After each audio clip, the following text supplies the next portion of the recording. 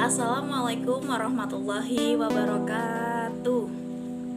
Alhamdulillahirrabbilalamin. Wassalatu wassalamu ala asrofil anbiya'i wal mursalin Sayyidina wa maulana Muhammadin wa ala alihi wa sahbihi ajma'in, amma ba'd. Perkenalkan, nama saya Irma Putri Rahmawati. Saya adalah mahasiswa semester 1 Prodi Magister Pendidikan Agama Islam Unisula. Yang terhormat Dr. Ahmad Mujib MA selaku dosen pengampu mata kuliah Sejarah Peradaban Islam, dan juga yang saya hormati seluruh rekan-rekan dan juga teman-teman seperjuangan saya yang tentunya selalu memiliki semangat untuk terus belajar dan mencari ilmu. Dalam kesempatan video kali ini saya akan sedikit mereview dan juga membahas mengenai isi dari salah satu buku yang sangat menarik dan juga sangat bagus sekali untuk dibaca oleh rekan-rekan sekalian, yakni buku dari Husein Herianto dengan judul Menggali Nalar Saintifik Peradaban Islam. Buku dengan judul Menggali Nalar Saintifik Peradaban Islam oleh Husein Herianto yang diterbitkan pada tahun 2011 ini bermula dari adanya keprihatinan terhadap langkanya buku yang mengungkap tentang mentalitas rasional, kultur ilmiah, dan etos keilmuan para sarjana muslim secara menyeluruh dan memadukan sains dengan filsafat dalam konteks peradaban Islam. Buku ini terdiri dari 391 halaman yang di dalamnya terdiri dari 4 bagian utama. Buku ini bermuara pada optimisme akan kemajuan dan perkembangan ilmu pengetahuan pada masa depan yang searah dan kongruen dengan paradigma dan pandangan di dunia Islam. Nah, uniknya buku ini menggunakan argumen ganda, yaitu analisis historis tradisi saintifik Islam dan analisis filosofis pandangan dunia Islam. Pembahasannya pun sangatlah aktual dan relevan dengan dunia Islam hari ini, lantaran ia mengaitkannya dengan perkembangan sains dan filsafat kontemporer. Inilah sebuah karya yang telah berhasil menghidupkan kembali salah satu bentuk khasanah intelektual Islam dalam keterkaitannya dengan kondisi dan kebutuhan zaman modern saat ini.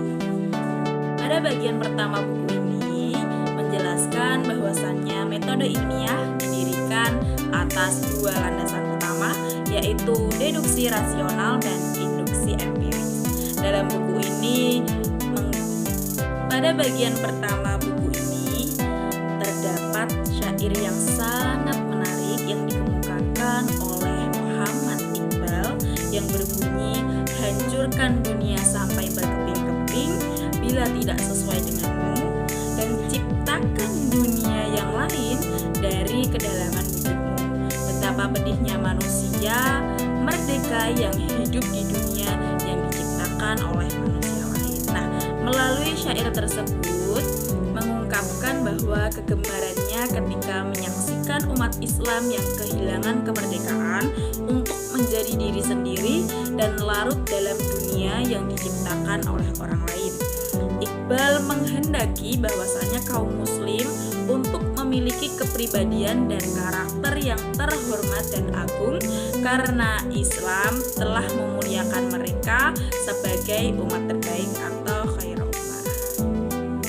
Pada bagian pertama buku ini juga dijelaskan bahwasanya menurut Hasan Hanafi, revolusi tauhid memiliki 3 pilar, yaitu yang pertama revitalisasi hasanah Islam klasik, yang kedua menentang imperialisme kultural dan peradaban barat, dan yang ketiga analisis atas dunia Islam. Jika mengikuti saran tersebut, kita perlu melakukan analisis terhadap realitas objektif dunia eksternal sebagaimana juga realitas internal umat Islam sebagai langkah awal untuk menentukan langkah-langkah pencerahan dan kebangkitan umat. Dalam hal ini ada satu hal yang penting yang tidak dapat kita lupakan, yaitu fenomena dissemination of culture, penyebaran, penaburan budaya, di mana kebudayaan bukanlah benda mati yang dapat kita preteli bagian-bagian kemudian kita susun kembali membentuk sebuah kebudayaan baru. Karena suatu kebudayaan dan peradaban juga tidak lahir dari sebuah kevakuman. Sains dan teknologi barat berkembang secara revolusi dissemination of culture, penyebaran, penaburan budaya, di mana kebudayaan bukanlah benda mati yang dapat kita preteli bagian-bagian kemudian kita susun kembali membentuk sebuah kebudayaan baru. Karena suatu kebudayaan dan peradaban juga tidak lahir dari sebuah kevakuman.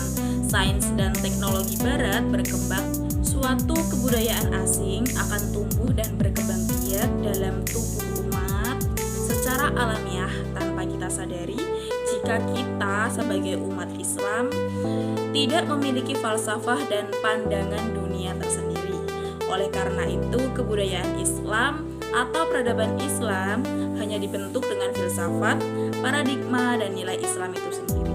Salah satu contoh proses dari adanya sekularisasi atau bahkan sekularisme yang melanda Turki yang awalnya tanpa disengaja terjadi karena Turki kehilangan kepercayaan diri terhadap tradisi Hasanah Islam. Nah, itu merupakan salah satu contoh yang disebutkan di dalam buku Menggali Nalar Saintifik Peradaban Islam, di mana sebagai umat muslim kita harus menciptakan kebudayaan dan peradaban kita sendiri agar kita memiliki pandangan hidup dan juga pegangan prinsip yang sesuai dengan nilai-nilai ajaran Islam. Nah, menariknya di dalam buku ini juga membahas tentang tradisi intelektual Islam yang ada di Indonesia, di mana dalam buku ini menjelaskan bahwa dalam konteks Indonesia, Nur Kholis Majid mengingatkan bahwa tradisi intelektual Islam di Indonesia masih tergolong muda dan miskin hasanah keilmuan, di mana konsekuensi dari kemiskinan intelektual ini adalah rendahnya kemampuan kita dalam merespon tantangan zaman. Sehingga dengan demikian terdapat tantangan-tantangan dan juga rintangan tersendiri yang harus kita lewati, sehingga akan menyebabkan kita tergerus di dalam alur perkembangan zaman modern ini. Sedangkan pada bagian kedua dalam buku ini membahas tentang karakter dan ciri-ciri pokok dari peradaban Islam, di mana tempat bersemainya tradisi yang gemilang dalam catatan sejarah, ketinggian, kedalaman, dan keluasan horizon suatu peradaban dapat diukir diantaranya melalui budaya, aspek bentuk pemikiran, dan jenis tradisi keilmuan yang dikembangkan. Nah, peradaban Yunani dikenal dengan tradisi rasional spekulatif dengan pendekatan logika deduktif. Namun, kekurangan utama dari peradaban Yunani yaitu adanya kelemahan dalam sains empiris yang menggunakan pendekatan eksperimen dan logiko-induktif.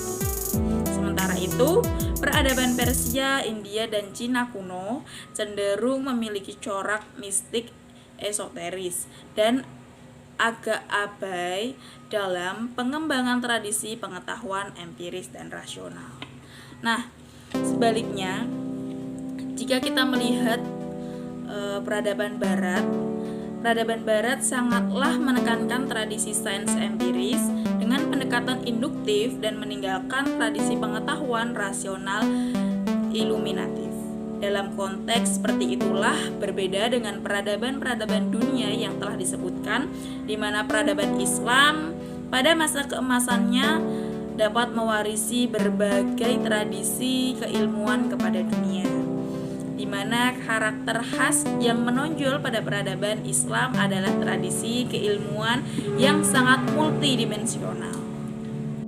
Dalam konteks peradaban Islam dan tradisi keilmuan Islam memiliki sumber inspirasi yang menjadi penggerak yang sangat luar biasa bagi para sarjana muslim dan ilmuwan-ilmuwan muslim, di mana dalam mengembangkan berbagai ilmu pengetahuan yang mencerahkan peradaban di dunia sesungguhnya dapat dilacak dalam sumber ajaran Islam itu sendiri, yakni terdapat di dalam Al-Quran.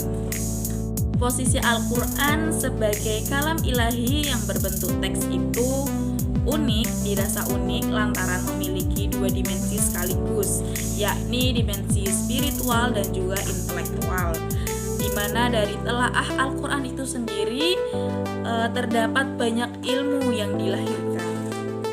Bahasan berikutnya dalam buku ini yaitu tentang etos keilmuan muslim, di mana salah satu keajaiban dunia yang pernah tertoreh dalam sejarah peradaban kemanusiaan adalah lahirnya suatu peradaban yang sangat tinggi dari masyarakat yang tidak termasuk pada hitungan dunia ketika itu, yaitu peradaban Islam, di mana yang berkembang di Jazirah Arab yang mengalami masa kejayaan.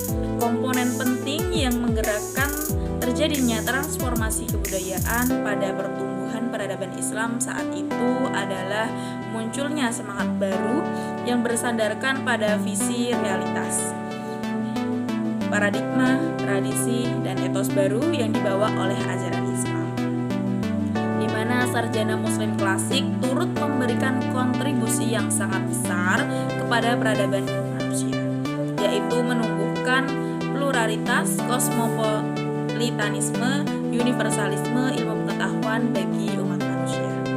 Tradisi untuk mengkritik karya-karya sarjana sebelumnya juga tumbuh subur pada kalangan muslim klasik pada saat itu. Di antaranya mereka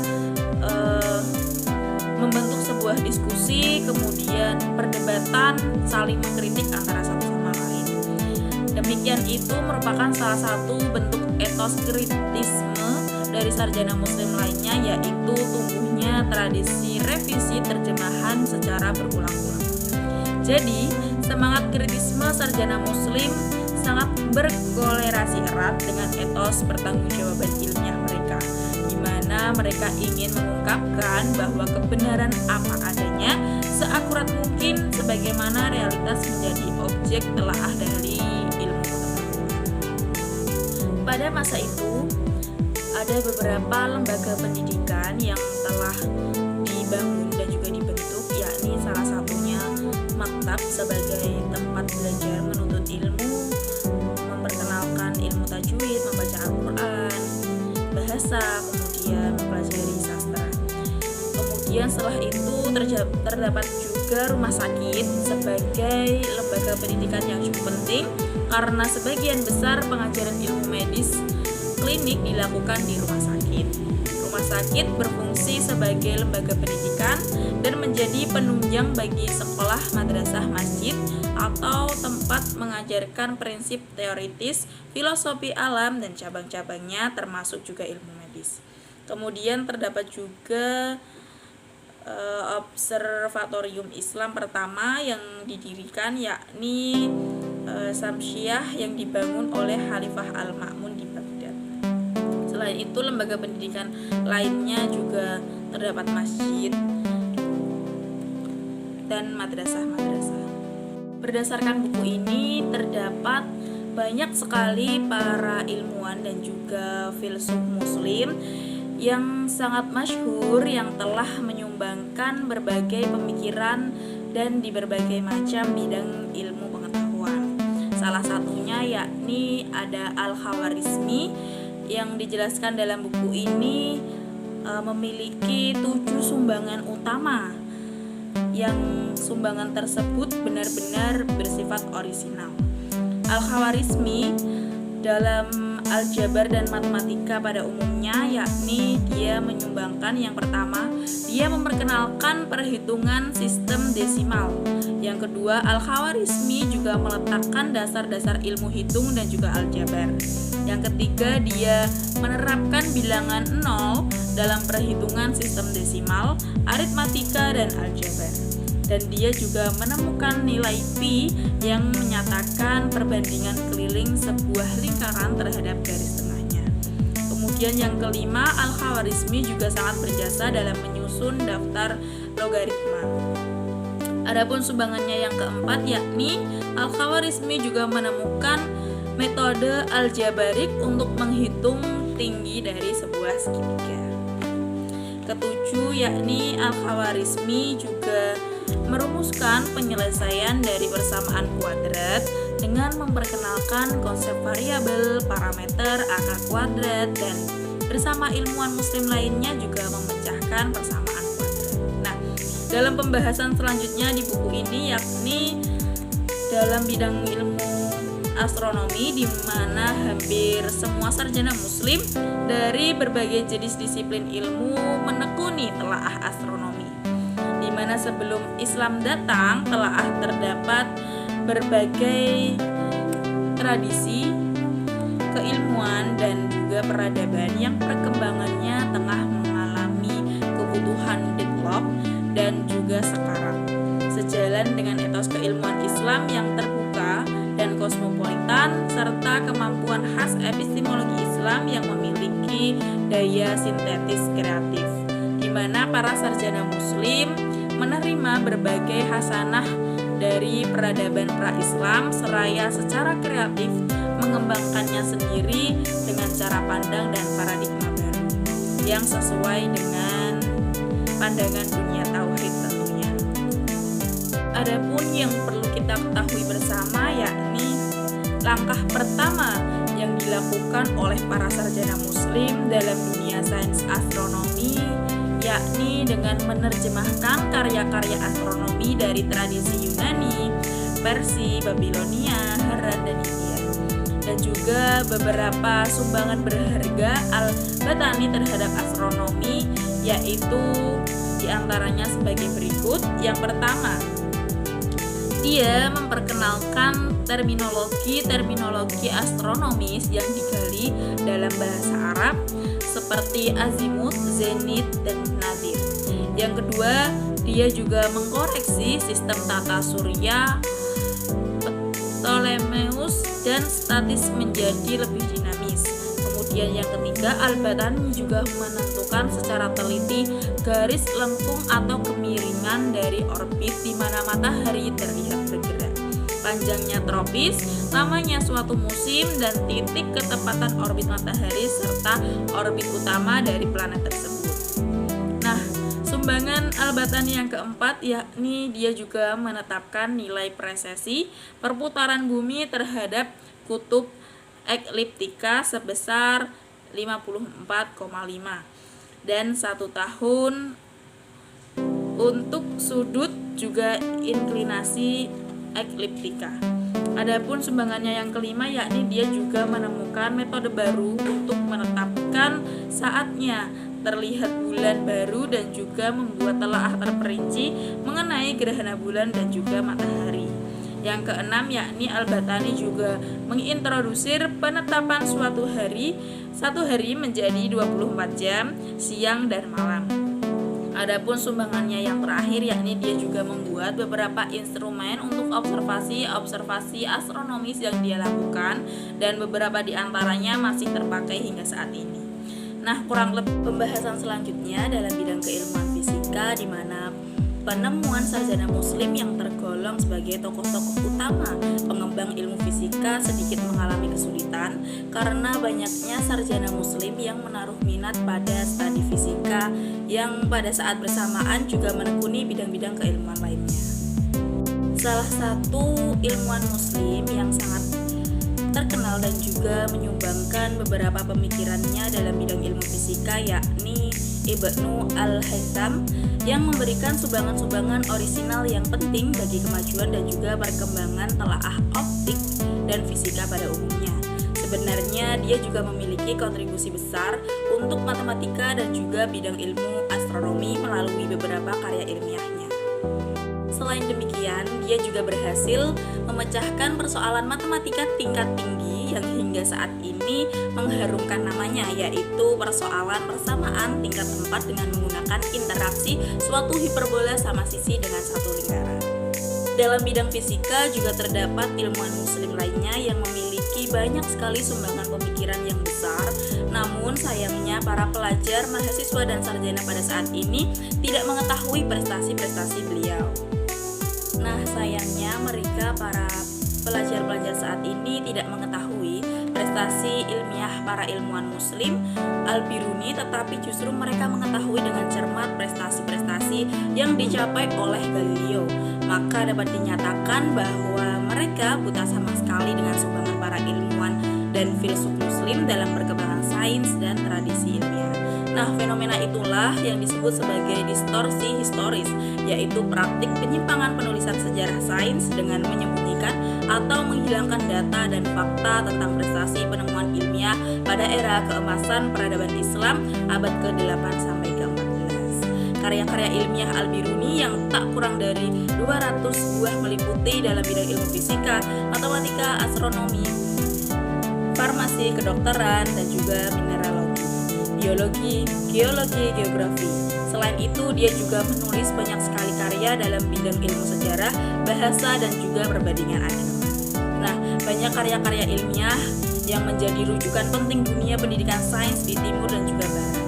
Demikian itu salah satu penemuan dan juga karya-karya daripada filsuf dan juga ilmuwan muslim yang mungkin banyak sekali dari rekan-rekan sekalian belum mengetahui bahwasannya peradaban Islam memiliki sejarah yang sangat. Demikian itu tadilah beberapa sumbangan dan juga karya dari pemikiran para filsuf dan juga ilmuwan muslim yang sangat populer hingga saat ini dan mungkin juga mengalami masa keemasan pada abad ke-8 hingga ke-14. Jadi seorang pelajar muslim sudah menjadi sebuah keharusan dan juga kewajiban bahwasanya kita juga mengetahui pandangan-pandangan, paradigma, karya dan juga sumbangan-sumbangan pemikiran serta sejarah perkembangan saintifik di dalam dunia peradaban Islam. Bukan hanya saja kita mengadopsi pandangan-pandangan dari ilmuwan selanjutnya yang juga mahir dalam ilmu bidang fisika, yaitu Al-Hindzi sebagai pencetus teori gravitasi, penemu tekanan udara, dan juga selain itu ada juga fisikawan minor muslim yakni Ibnu Yunus, Kamal Al-Din Al-Farisi, dan Ibnu Firnas. Pembahasan selanjutnya mengenai bidang keilmuan kimia, di mana bidang keilmuan kimia ini menjadi tempat aktivitas masyarakat Islam klasik dan juga menjadi pusat dari pendidikan. Adapun ilmuwan yang cukup ternama dan juga sangat memberikan sumbangan besar bagi bidang keilmuan kimia yakni Jabir Hayyin yang dicatat sebagai bapak kimia pertama kali yang membangun laboratorium kimia pertama di dunia. Jabir adalah perintis yang meletakkan dasar-dasar metode riset kimia yang secara ilmiah dan eksperimental. Jabir juga berhasil menemukan banyak zat atau senyawa kimia seperti senyawa asam, senyawa basa, garam, cat, dan juga minyak.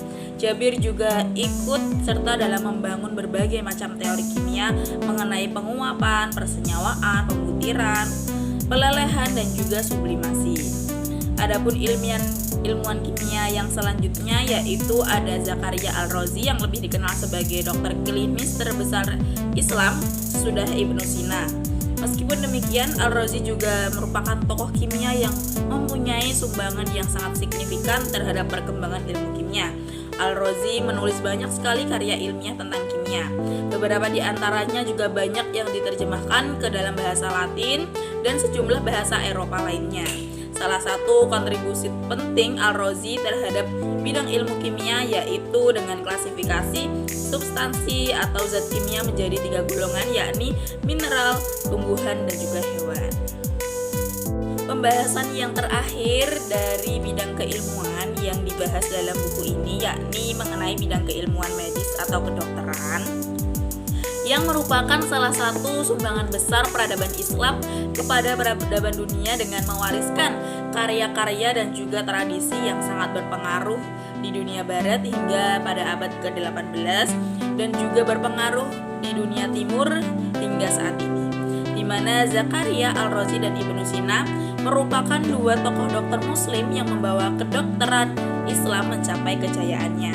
Selain mereka, kita juga akan membedah prestasi-prestasi dan juga karya-karya dari 2 tokoh dokter muslim lainnya yaitu Abu Al-Qasim Al-Zahrawi dan juga Ibnu Nafis. Zakaria dan juga Ibnu Sina merupakan penulis Muslim pertama yang menguraikan masalah-masalah medis dan juga klinis. Sebelum beralih ke dunia kedokteran, Al-Razi adalah seorang ahli kimia. Selama hidupnya, Al-Razi telah menulis tidak kurang dari 230 karya ilmiah dalam banyak sekali berbagai bidang seperti kimia, kedokteran, astronomi, sejarah, filsafat, teologi, dan etika filsafat moral. Al-Razi juga tercatat sebagai orang pertama yang mencurahkan segenap pemikirannya untuk mendiagnosis penyakit cacar dan juga campak. Jadi kesimpulan dari isi buku ini yakni buku yang berjudul Menggali Nalar Saintifik Peradaban Islam, di mana buku ini membahas mengenai sejarah dan perkembangan saintifik Islam, khasanah intelektual Islam, dan juga berbagai bidang keilmuan, di mana sejarah pada masa klasik telah mengukir peradaban ilmu pengetahuan yang berkembang sangat pesat, di mana sebuah masa pencerahan yang menjadikan Islam mampu berpijak sebagai ladang subur tumbuhnya aktivitas-aktivitas keilmuan. Peradaban gemilang yang diusung oleh para ilmuwan muslim klasik berhasil melahirkan sumbangsi besar bagi khasanah ilmu pengetahuan, bahkan menjadi bahan rujukan hingga abad ke-21. Namun, suatu kenyataan pahit bagi nasib umat Islam bila akhirnya harus jatuh tersungkur setelah peradaban barat bangkit dan juga menghegemoni era modern. Tak hanya itu, sebagian penemuan sains ilmuwan-ilmuwan muslim pun diklaim oleh ilmuwan-ilmuwan barat. Sungguh demikian ini, umat Islam semakin merasa terpuruk dan menjadi bangsa yang jauh tertinggal dari kemajuan barat. Kemanakah tradisi intelektual Islam ilmuwan muslim klasik yang semestinya dipertahankan dan dijunjung tinggi oleh generasi muslim? Tentunya hal tersebut harus menjadi sebuah tamparan yang keras dan juga renungan pada diri kita sebagai para pelajar muslim yang harus memiliki semangat untuk bangkit dan meraih kejayaan seperti masa peradaban Islam klasik, yakni menguasai saintifik keilmuan di berbagai bidang. Demikian tadi yang dapat saya sampaikan mengenai isi dari buku yang berjudul Menggali Nalar Saintifik Peradaban Islam. Semoga dapat bermanfaat, dan apabila terdapat kesalahan dan juga kekeliruan, saya mohon maaf yang sebesar-besarnya. Terima kasih. Billahi taufiq wal hidayah wa ridho inayah. Wassalamualaikum warahmatullahi wabarakatuh.